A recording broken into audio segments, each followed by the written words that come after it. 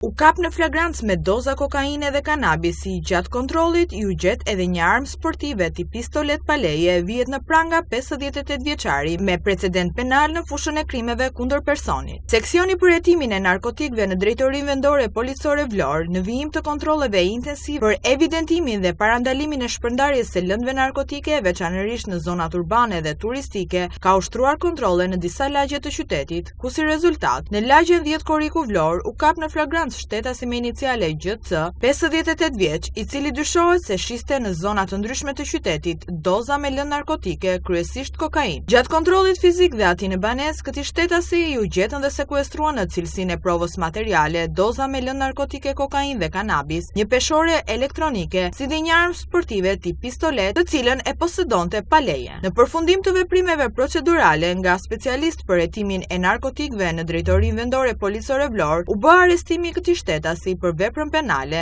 prodhim dhe shitje narkotikëve dhe prodhim dhe mbajtje pa leje e armëve të gjuetisë dhe sportive. Materialet procedurale ju referuan prokurorisë për veprime të mëtejshme.